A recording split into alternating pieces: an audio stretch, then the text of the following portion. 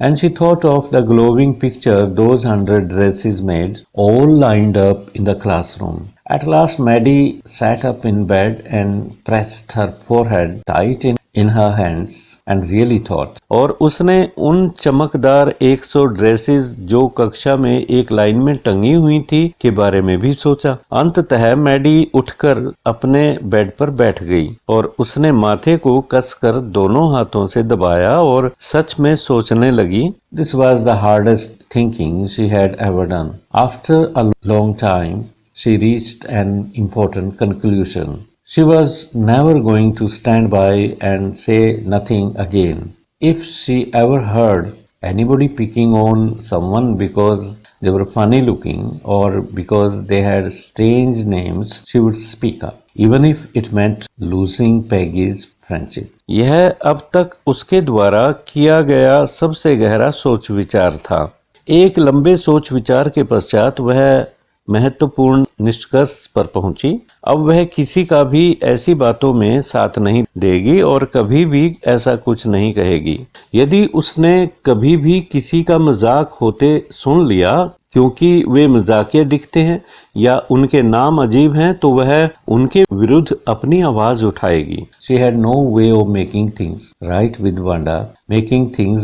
Wanda, but from now on she would never make anybody else that unhappy again. On Saturday, Maddie spent the afternoon with Peggy. They were writing a letter to Wanda Petronsky. It was just a friendly letter telling about the contest and telling Wanda she had won. They told her how pretty her drawings were and they asked her if she liked where she was living and if she liked her new teacher. They had meant to say they were sorry. Wanda के साथ साथ जो कुछ हुआ वह उसे तो सही नहीं कह सकेगी, परंतु अब से वह किसी की भी हंसी नहीं छीनेगी, किसी को भी उदास नहीं करेगी। शनिवार के दिन मैडी ने बाद दोपहर का समय पैगी के साथ बिताया। वे वांडा पेट्रोन्स्की को एक पत्र लिख रहे थे। वह एक दोस्ताना पत्र था जिसमें वे वांडा को प्रतियोगिता के बारे में जानकारी देना चाह रहे थे और उसे यह भी बताना चाहते थे कि प्रतियोगिता को उसी ने ही जीता था।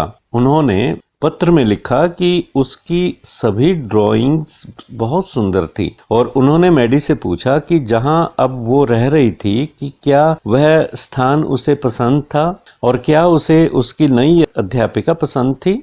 वे यह सब लिखकर यह दर्शाना चाहते थे कि उन्हें अपने किए पर अफसोस था।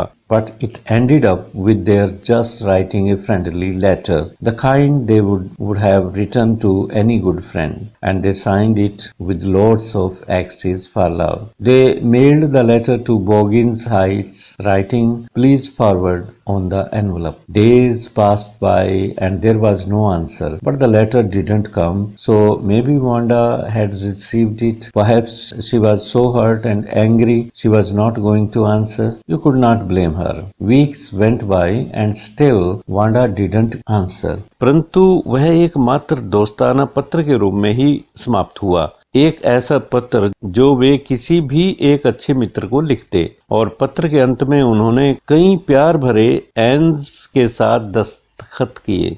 उन्होंने पत्र को बोगिन्स हाइट्स के पते पर रवाना किया और ऊपर यह भी लिखा, कृपया इसे आगे भेज देना। दिन बीतते गए, उनके पत्र का कोई उत्तर नहीं आया, परंतु वह पत्र भी उन्हें वापस प्राप्त नहीं हुआ। इसका मतलब यह था कि शायद उनका पत्र वांडा को मिल चुका था।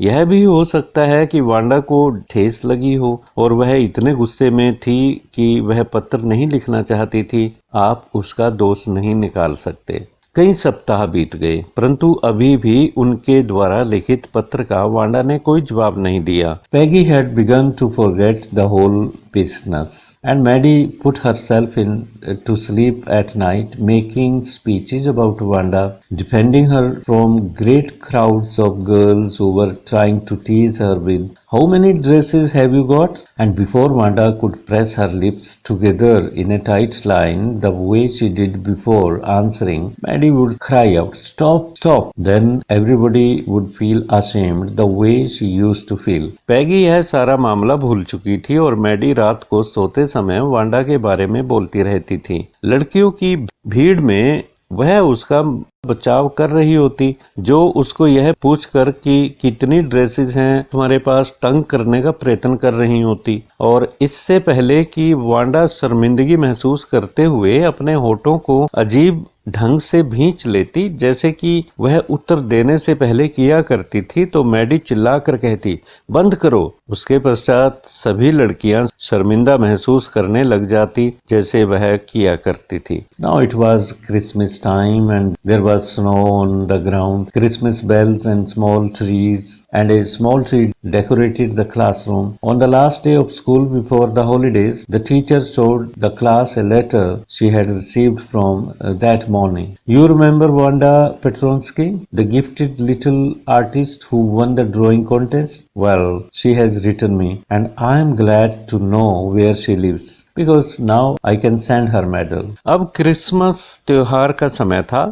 धरती पर बर्फ ही बर्फ थी। क्रिसमस की घंटियों और एक छोटे से वृक्ष के साथ क्लासरूम को सजाया गया था।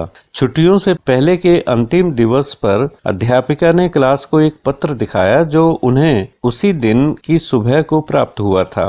आपको वांडा पेट्रोंस्की की याद है? वही प्रतिभाशाली छोटी सी कलाकार लड़की, वह जिसने ड्राइंग प्रतियोगिता जीती थी। अच्छा, तो उसने मुझे एक पत्र लिखा है और मुझे यह जानकर प्रसन्नता है कि मुझे पता चल गया है कि वह कहाँ रहती है और मैं अब उसका मेडल उसके पास भेज सकती हूँ। I want to read her letter to you. The class sat up with a sudden interest and listened intently. Dear Miss Mason, how are you? And room 13, please tell the girls they can keep those 100 dresses because in my new house I have 100 new ones all lined up in my closet. I would like that girl Peggy to have the drawing of the green dress with the red trimming and her friend Maddie to have the blue one. For Christmas I miss that school and my new teacher does not equalize with you. मैं तुम्हारे सामने उसका वह पत्र पढ़ना चाहूंगी। कक्षा अचानक दिलचस्पी महसूस करते हुए बैठ गई और ध्यान से सुनने लगी। प्रिय मिस मैसन, आप कैसी हो और कमरा नंबर 13 कैसा है? कृपया लड़कियों को कह देना कि उन सभी 100 ड्रेसेस को वे रख सकती हैं क्योंकि मेरे नए घर में मेरे पास 100 नई ड्रेसेस हैं। सभी मेरी अलमारी में एक पंक्ति में लगी हुई। मैं उस पैगी नाम की लड़की को हरे रंग की ड्रेस जिसमें लाल रंग की झालर लगी हुई है देना पसंद करूंगी और उसकी मित्र मैडी को वह नीले रंग वाली ड्रेस। क्रिसमस के समय में मैं अपने स्कूल की याद करती हूँ और मेरी नई अध्यापिका आपके जैसी नहीं है। Merry Christmas to you and everybody, yours truly Wanda Petronsky. आपको और सभी को क्रिसमस की बधाई। सचमुच आपकी Wanda Petronsky. On the way home from school, Maddie and Peggy had their drawings very carefully. All the houses had wreaths and holly in the windows. Outside the grocery store, hundreds of Christmas trees were stacked. School से वापस घर आते समय Maddie और पैगी ने अपनी कलाकृतियां सावधानी पूर्वक पकड़ी हुई थी। सभी घरों की खिड़कियां फूलों की मालाओं और सदाबहार के फूलों से सजी हुई थीं। परचून की दुकानों के बाहर सैकड़ों क्रिसमस वृक्षों के ढेर लगे हुए थे and in window candy, peppermint sticks and cornucopias of shiny transparent paper were strung. The air smelled like Christmas and lights shining everywhere reflected different colors on the snow. और खिड़कियों में कैंडी, पेपरमिंट की sticks और अत्यधिक मात्रा में चमकीली एवं पारदर्शी पेपर टंगे हुए थे। वायु में चारों ओर क्रिसमस की सुगंध फैली हुई थी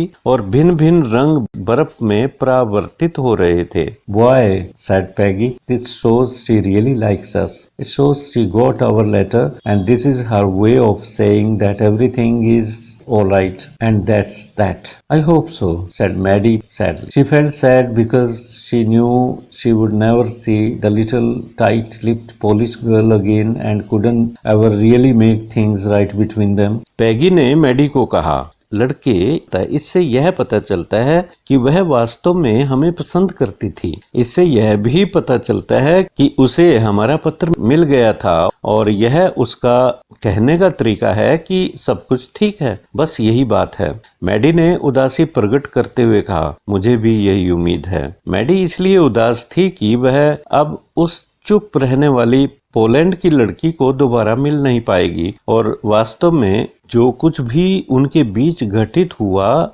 उसे सही नहीं कर पाएगी। She went home and she pinned her drawing over a torn place in the pink flowered wallpaper in the bedroom.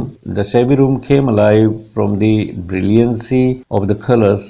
Maddie sat down on her bed and looked at the drawing. She had stood by and said nothing, but Wanda had been nice to her anyway. वह अपने घर चली गई और उसने चित्र को अपने बेडरूम में फटे हुए गुलाबी रंग के वॉलपेपर के स्थान पर लगा दिया। वह भद्दा सा दिखने वाला कमरा रंगों की शानदार चमक दमक से सजीव दिखने लगा। मैडी अपने बेड पर बैठ गई और तस्वीर को देखने लगी। वह देखती रही, बिल्कुल चुपचाप, बिना कुछ कहे। वह सोच रही थी कि इतना कुछ होने के बावजूद भी वांडा उनके प्रति अच्छी थी। Tears blurred her eyes and she gazed for a long time at the picture. Then hastily she rubbed her eyes and studied it intently. The colors in the dress were so vivid that she had scarcely noticed the face and head of the drawing. But it looked like her, Maddie. It really looked like her own mouth. Why it really looked like her own self? Maddie की आंखों में आंसू भर आए थे, जिसके कारण उसकी दृष्टि धुंधला सी गई थी। वह लंबे समय तक वांडा द्वारा दी गई उस तस्वीर को एकटक देखती रही। फिर शीघ्रता के साथ उसने अपनी आंखों से आंसू पोंछे और उस तस्वीर का ध्यानपूर्वक अध्ययन करने लगी। ड्रेस के उस डिजाइन चित्र में रंग इतने चमकीले और स्पष्ट थे कि वह उस तस्वीर के चेहरे और सिर को मुश्किल से ही देख सकी थी। अर्थात उसने इस पर बिल्कुल भी ध्यान नहीं दिया था, परंतु वह तो मैडी के ही चेहरे जैसा प्रतीत हो रहा था। वह तो उसके ही अपने मुख जैसा दिख रहा था। वह उसके चेहरे जैसा था। वह उसके चेहरे जैसा क्यों दिख रहा था? Wanda had really drawn this for her. Excitedly, she ran over to Peggy's. Peg said, "Let me see your picture." "What's the matter?" asked Peggy as they clattered up to her room where Wanda's drawing was lying face down on the bed. Maddie carefully raised it. "Look, she drew you."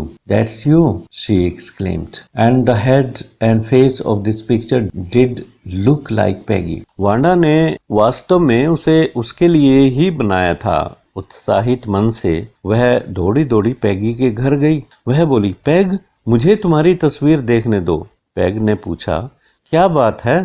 पैगी ने Maddie से अपने कमरे की ओर पहुंचते हुए पूछा, जहां पर वांडा की बनाई हुई तस्वीर उल्टी अर्थात औंधे मुंह रखी हुई थी। तस्वीर का चेहरा नीचे बेड की चादर पर था। मैडी ने उसे ध्यानपूर्वक उठा लिया। वह चकित होकर बोली, देखो, उसने तुम्हारा चित्र बनाया था। यह तुम हो। और उस तस्वीर का सिर और चेहरा वास्तव में जैसे पैगी के जैसे दिखाई दे रहे थे। What did I say? said Peggy. She must have really liked us anyway. Yes, she must have, agreed Maddie. And she blinked away the tears that came every time she thought of Wanda standing alone in that sunny spot in the schoolyard. Peggy बोली, क्या कहा था मैंने?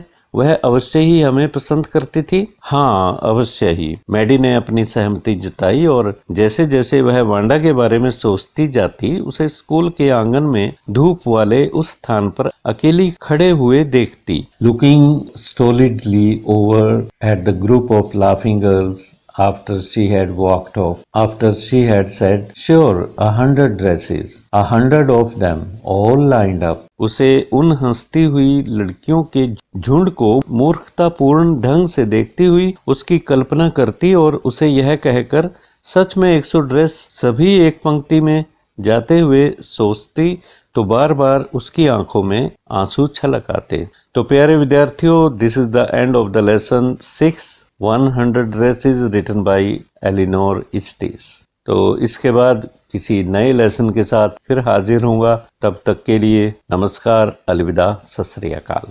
Thank you.